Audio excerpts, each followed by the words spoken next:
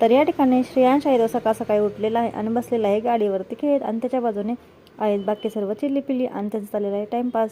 आणि ते आंघोळ वगैरे झाल्यानंतर सर्व नाश्ता वगैरे झाल्यावरती मी आणि ताई झालेलो काकीकडे गेलो तर काकी झोपली होती. ते ओवीचं झालेलं खेळणं आणि मयूर म्हटला बसा थोडा वेळ. मग चहा वगैरे घेतला आणि काकी उठल्यानंतर मग काकीचे ड्रेस दिले आणि मग घरी आले. घरी आल्यानंतर या ठिकाणी मस्त असा नॉनव्हेजचा बेत होता.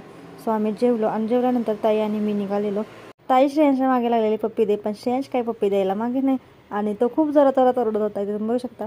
आणि ताई काही त्याला घेत होती तर तो ताईकडे येत नव्हता, तो लगेच दिदीकडे जात होता. सो दिदीकडे तो लगेच गेला, पण दिदीला मम्मी दिसली मग मम्मीकडे गेला.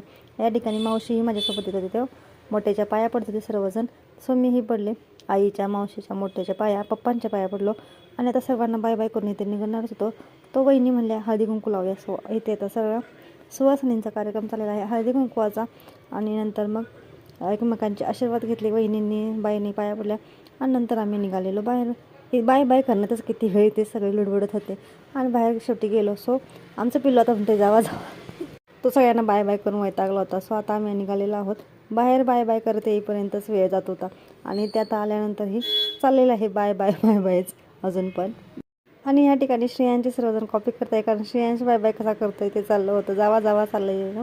आणि आता या ठिकाणी आई आहे ती ताईला सोडायला तिथं चाललेली आणि मोठ्याही आम्हाला बाय करायसाठी बाहेर आलेली. तुम्ही बघू शकता तिला येऊ नको म्हटलं तरी ती आलेली. आणि आता मी म्हटलं चला नंतर खूप लेट होतं बस भेटायची नाही. सो मी आणि मावशी निघालो आणि ताईही निघाली आणि आम्ही जाऊन रस्त्याला हायवेचं काम चालल्यामुळे जरा पुढे जाऊन थांबलो होतो.